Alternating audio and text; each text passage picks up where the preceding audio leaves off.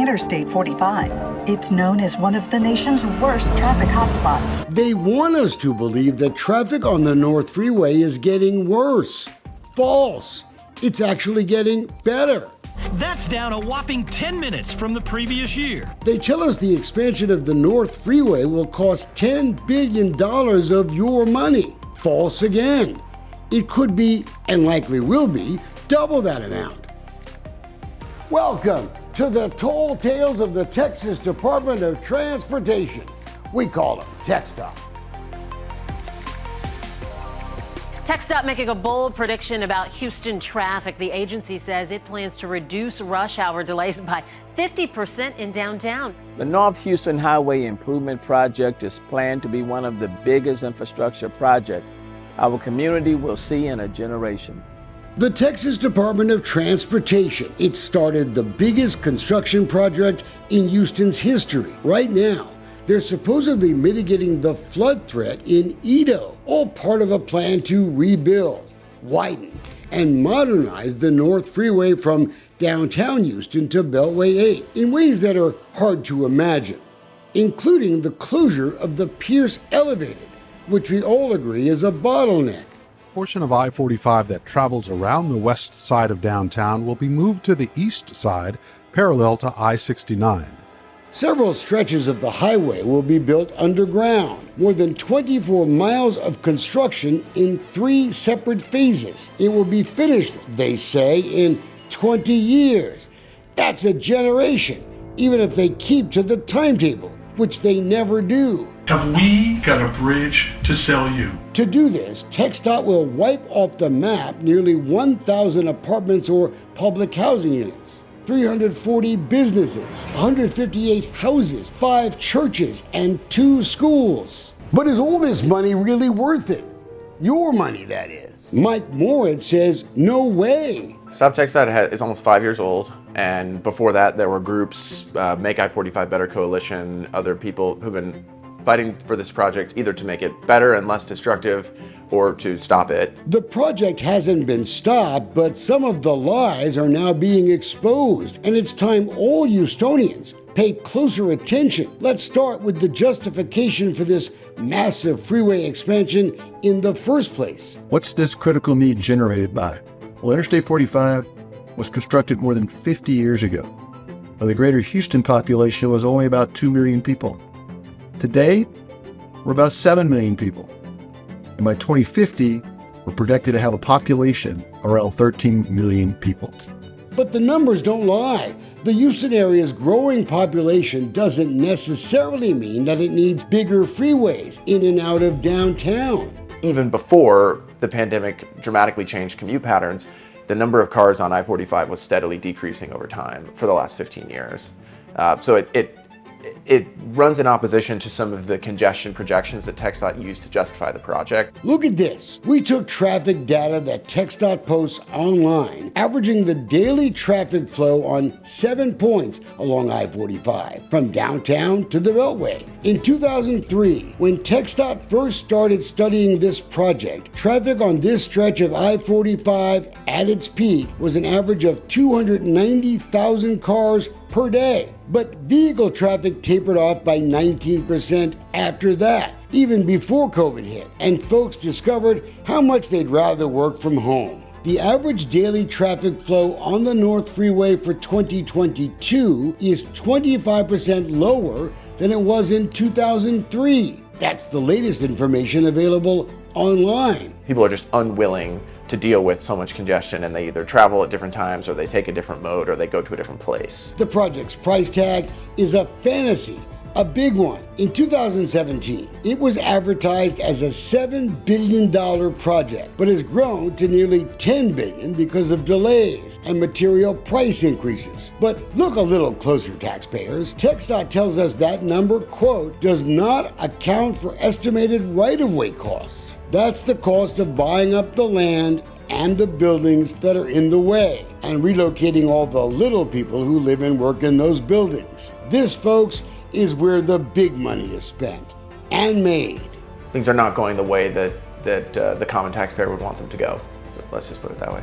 Show me what community looks like. This is what community looks like. So they lied to us about how many units they would tear down right here. The Stop TxDOT I-45 group were on the front lines, trying to save the demolition of the lofts at the ballpark near Minute Maid Park. Only one of 3 buildings was in the right-of-way for the 45 project, but TxDOT, they bought the entire complex. I know buildings get sold for more than the appraised value all the time, but 40% more, 50% more is kind of a lot. It was actually 57% higher. The Harris County Appraisal District valued the lofts at the ballpark property at $69 million.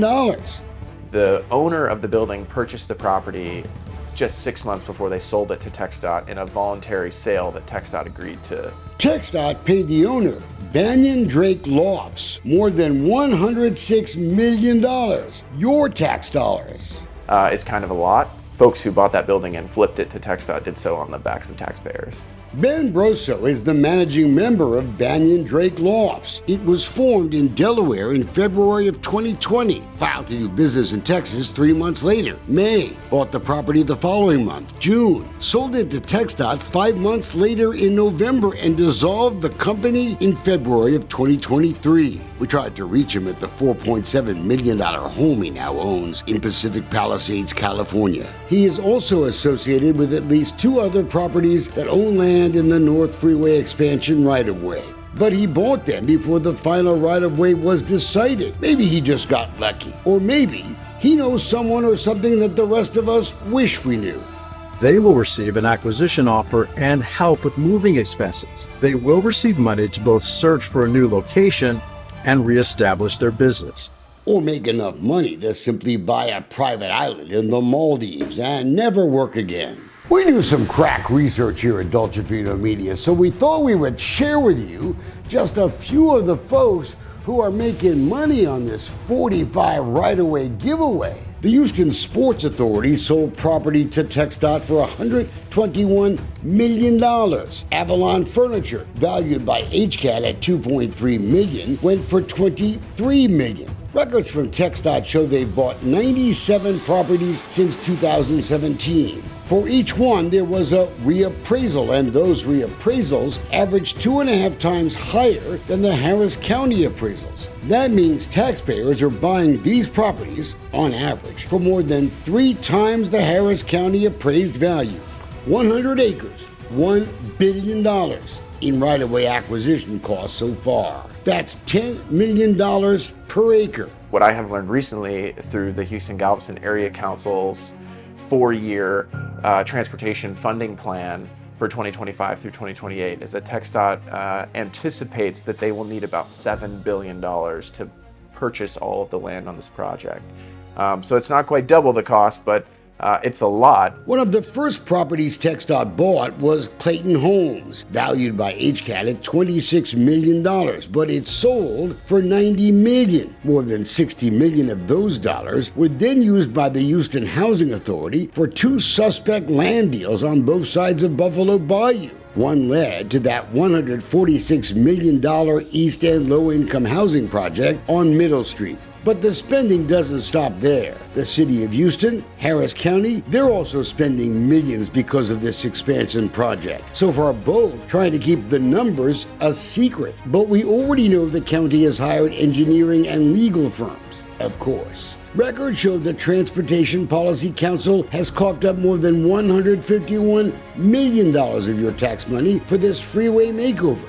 The $1 billion spent so far just on right-of-way means an annual loss of $4.7 million in taxes. The city's ability to pay for its services, that's a big topic of discussion right now amongst the city, is how do we pay for services that people rely on?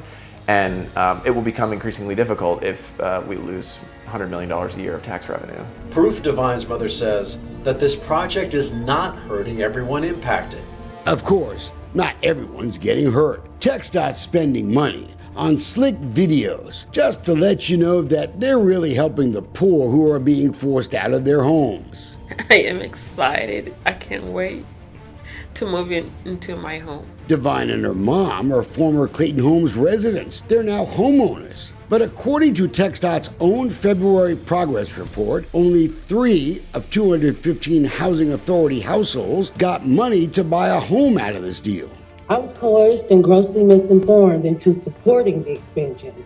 Jasmine Gaston testified before TxDOT board members 3 years ago. Not surprised she doesn't show up in one of those marketing videos. So far, the state won't even tell us just how much money they're spending on them. There's a huge injustice being done to people that already don't have anything. This woman who wants her identity protected says she was forced out of the Beatrice apartments this year when TxDOT bought that place. These multi-family dwellings get bought up and then they go into deals with the housing, the Houston Housing Authority, and then they turn around and it gets sold and everybody's patting their pockets. There's little doubt that the North Freeway could use some improvements. It's old, parts flood. You know me, I always hate to break up a government spending party, but is it a time that someone asks seriously, do we really need to do all this? Do we really need to spend all this money? But wait a second, by the time they're finished, the new parts, they'll be old again. A plan to add more lanes to the 710 freeway has now been dropped after being in the works for decades. 2 years ago, public opposition to expanding a major California highway forced that state to change its plan. Why isn't anyone in Texas asking these questions about the North Freeway project? We think it's time.